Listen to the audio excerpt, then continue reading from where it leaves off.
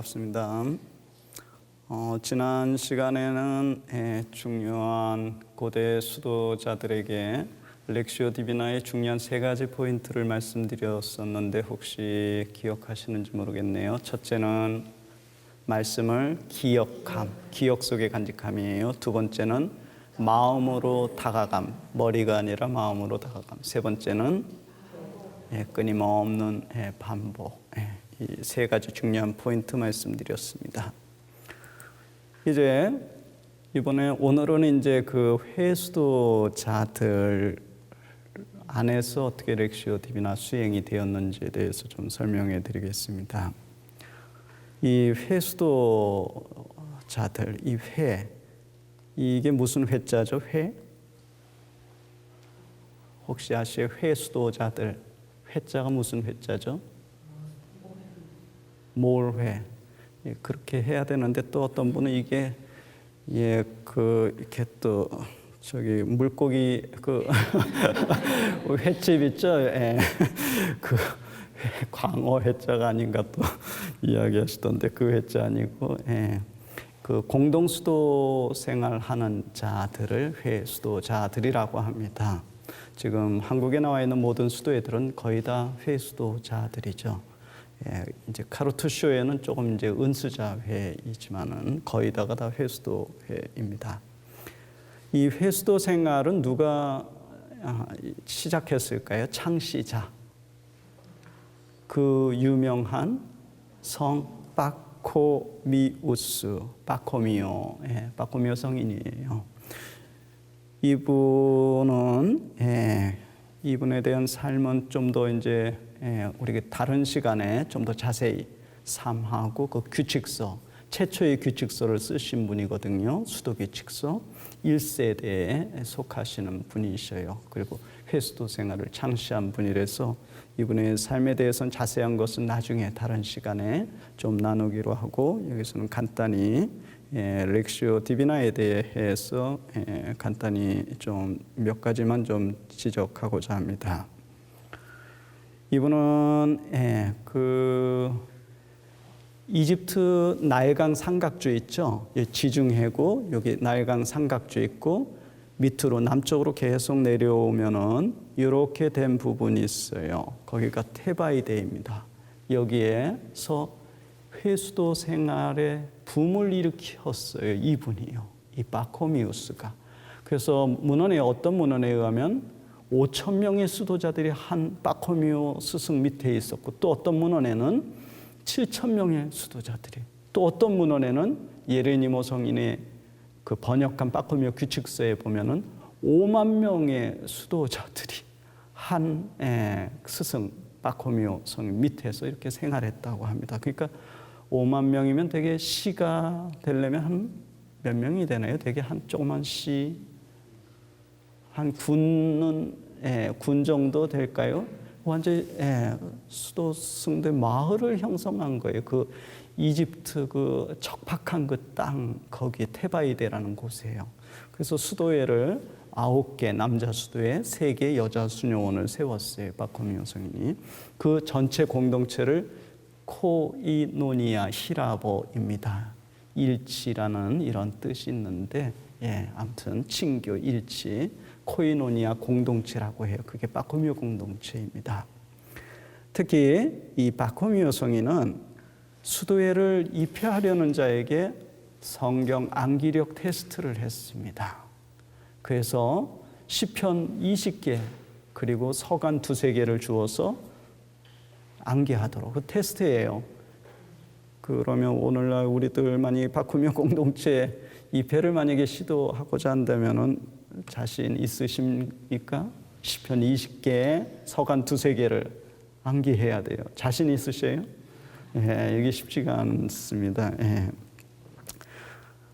그리고 이분은 특히 수도원 안에서 수도자들은 하나님 말씀을 읽고 묵상하는 것을 게을리해서는 절대로 안 된다고. 만약에 누가 게을리하거나 하나님 말씀을 읽고 묵상하려 하지 않는 자는 수도원에 머물러서는 안 된다고라고까지 이야기했습니다. 그렇게 말씀을 중시했어요. 이 코이노니아에서는 하나님 말씀인 성경은 수도자의 실천적인 규율이었을 뿐만 아니라 그들의 영성생활에 있어서 근본적인 영감을 주었던 제1차적인 원천이었습니다. 무엇이요? 하나님의 말씀인 성경이요. 이것이 그들의 삶을 지탱해 주었고, 그 거대한 수도원 도시를 그 사막 한가운데 그렇게 이루게 된 겁니다. 외적으로 너무 척박한 그 사막인데 무엇이 그들로 하여금 이렇게 불타게 했는지, 이건 오직 성령이 역사하심이었던 것 같습니다. 이제 두 번째는 바실리우스 성인입니다. 이제 그 지도에 보면은 지금의 터키 지역 있죠? 바로 거기가 이제 카파도치아인데, 고대의 이 지명이 카파도치아의 3대 교부들이 있습니다. 그 그레고리우스, 두 그레고리우스, 즉 나지안지 그레고리우스와 니사이 그레고리우스, 그리고 이 바실리우스, 이 세 분이 카파도치아의 3대 교부입니다. 특히 바실리우스의 친동생은 그 두 분 중에 누굴까요? 두 그레고리오 말씀드렸죠? 누구죠? 친동생이 있는데 니사이 그레고리우스가 친동생이에요. 그리고 이 바실리오 집안은 대단히 아주 신신 깊었던 집안입니다. 이 집안의 성녀가 큰 누나 마크리나 성녀도 큰 누나고, 그 다음 바실리오 성인이고, 그 다음 니사이 그레고리오 성인이고, 또 주교님도 한 3분 정도, 동생들 중에 또 주교로 했었던 분도 있고, 집안에 아무튼 그런 그 아주 카톨릭적인 그런 분위기가 흐르고, 특히 마크리나 성녀 같은 경우는 그 거대한 저택을 소유하고 있었거든요. 근데 이 바실리오 성인의 집이 대단히 부자였어요, 고대에서. 근데 그 아버지가 죽자 이 마크리나 성녀는 엄마를 설득해가지고 그 거대한 집을 수녀원으로 만들어 버렸어요. 실제로요. 그래서 그 이제 동정녀의 그룹 해가지고 이제 수도 생활한 거죠, 이제. 특히 바실리우스, 이분은 329년에서 379년까지 사셨는데, 이분이 생각할 때 하나님의 말씀, 이 성경은 우리들에게 여러 가지 축복받는 길을 제시하고 있기 때문에 하나님을 발견하는 가장 중요한 수단으로서 성서 독서를 강조했습니다. 바실리우스가요. 그러므로 누구든지 성경 안에서 하나님을 발견하고 도움을 받으려면 그 안에 철저히 머물고 하나님의 말씀을 자기의 것으로 만들어야 한다라고 이렇게 이야기했습니다. 세 번째는 요한 카시아누스입니다. 요한 카시아누스, 이분은 365년에서 433년까지 사셨는데 수도승입니다. 이분의 삶도 루마니아 출신이에요. 그러다가 이제 하나님께 대한 불타는 마음이 일어가지고 수도 생활을 그 베들레헴에 가가지고 그의 친구 제르마누스와 함께 그 수도원에 입회를 합니다. 베들레헴 공동체.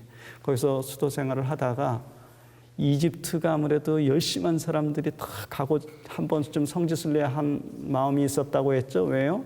그곳에 기라성 같은 수도승 교부들이 있었어요. 영성에, 성덕에 있어서 아주 뛰어났다. 그래서 이분들도 그 불타는 그 열정 때문에 수도의 장사에게 허락을 받아가지고 이집트를 순례할 기회를 갖습니다. 그러나 나중엔 돌아가지 않았어요. 그냥 이집트를 순례를 하고 처음에 니트리아에 가서 그 다음 이집트의 그 위대한 수도승들 있죠. 그분들을 찾아다니면서 한 말씀을 청하고 영적인 지혜들을 얻기 시작했어요. 그러다가 이분의 스승이 에바그리우스입니다. 에바그리우스는 수도승 신학자예요. 이 대단히 중요한 인물인데 에바그리우스와 그의 제자인 요한 가시아누스 두 분이 아주 수도승 신학을 정초해놨어요. 고대에서요. 왜 이런 금욕적인 삶을 살아야 되는가? 하나님과 합일하기 위해서 우리가 어떻게 살아야 되는지 이런 모든 것을 벌써 고대에 일목요연하게 신학적으로 정초해 놓은 이 두 분이 아주 중요합니다. 근데 에바그리우스는 오리게네스에 닿아 있었어요. 그의 영향을 받은 거예요. 그러면 보세요. 에바그리우스가 죽자 399년에 죽었어요. 399년에 에바그리우스가 죽자 400년부터 고대 사회는 두 쪽으로 갈라집니다. 오리게네스를 옹호하는 자와 오리게네스를 비판하는 자 두 그룹으로 갈라지면서 오리게네스 논쟁이 휘둘려요. 그러니까 오리게네스에 다 있었던 학생들 있죠. 식자층 수도승들 이 요한 가시아누스도 마찬가지입니다. 거기에 있었거든요. 그래서 더 이상 이집트에 머물 수가 없었어요. 그래서 떠나서 그 불란서 남쪽에 마르세유 항구 있죠. 항구 도시. 거기에 가서 두 개의 수도원을 세웠습니다. 두 개의 수도원을 세워온 것까지는 괜찮은데 무엇이 중요하냐면 이제 이집트의 수도승이 서방으로 온 거예요. 그죠? 그러니까 마르세유 주교님이 그 이집트의 그 수도승들의 영성 그거를 서방의 우리 수도자들에게도 좀 소개해 달라고 그래가지고 두 권의 책을 썼습니다. 그것이 제도서와 담화집이에요. 요한 가시아누스가 그것이 아주 중요해요. 특히 그 요한 가시아노가 썼던 그 담화집 24권으로 되어 있고 제도서는 12권으로 되어 있는데 담화집 제14권에서 이 요한 가시아누스가 그 영적인 지혜에 대해서 이야기를 합니다. 영적인 지혜에 대해서 이야기하는데 이 영적인 지혜, 영적인 인식, 하나님에 대한 참된 암, 그게 이제 신학이에요. 이것은 어디로부터 오게 되는가? 어디로부터 올까요? 이렇게 우리 이렇게 이렇게 현시 보고 이렇게 되는 것이 아니라 하나님의 말씀으로부터 오게 됩니다. 이분이 거기에서 그렇게 고대 벌써 강조해 놓은 거예요. 그래서 말씀이 중요한 거예요. 하나님의 말씀. 바로 렉시오 디비나죠. 그걸 강조했다는 겁니다. 그는 그리스도인들의 영성생활 한복판에 그 중심에 무엇보다도 이 하나님의 말씀이 놓여져야 함을 강조했습니다.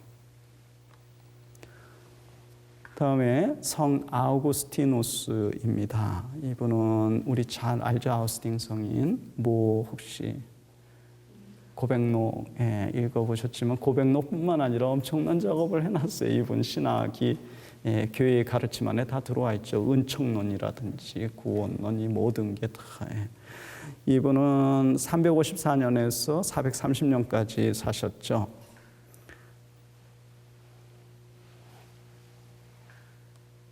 이분은 처음에 그 가톨릭 신자가 아니었죠. 어머니는 열심히 했어요. 누구죠? 성녀 모니카. 이 성녀 모니카가 그 눈물로써 하나님께 매달렸어요. 우리 아우스틴 개종할 수 있도록. 왜냐하면 이분은 마니교에 빠져 있었거든요. 학자로서 마니교에 심취해 있었어요. 어머니의 그 모니카 성녀의 그 눈물로 결국은 이분이 고향이 타가스테인데 타가스테에서 카르타고를 거쳐서 그 다음에 로마로 갑니다. 지중해 배를 타고 로마로 가서 로마에서 밀라노까지 올라갔어요. 밀라노엔 그 당시 유명한 주교님 누구죠? 암브로시오 성인. 바로 그분을 밀라노에서 뵌 거예요. 하나님의 섭리죠. 그래서 그분에게 감화를 받고 이제 개종을 한 거예요. 카톨릭으로. 그리고선 다시 밀라노에서 내려와서 로마에 와서 배를 타고 이제 고향으로 돌아가기 위해서 어머니 모니카와 함께 오스티아 항구, 로마의 항구에서 기다리다가 거기에서 성녀 모니카는 죽으셔요. 돌아가셨어요. 그래서 같이 고향으로 못 오고 엄마는 거기에 돌아가셔서 거기에 남게 되고 본인만 이제 배를 타고 와서 카르타고를 거쳐서 다시 타가스테 고향으로 와서 그의 친구 알리피우스와 함께 수도 생활을 이제 시작하였어요. 그러다가 이분의 명성이 자자하니까 그 위에 이 지중해 연안 그쪽에 힙보라는 곳에 주교님으로 피선돼 간 겁니다. 예. 아우스팅 성인에 대해서는 우리가 다음 시간에 조금 더 자세히 에렉시오 디비나에 대해서 연관되는 부분들 몇 가지 좀 지적해 드리도록 하겠습니다. 오늘 강의는 여기까지 하겠습니다. 안녕히 계십시오.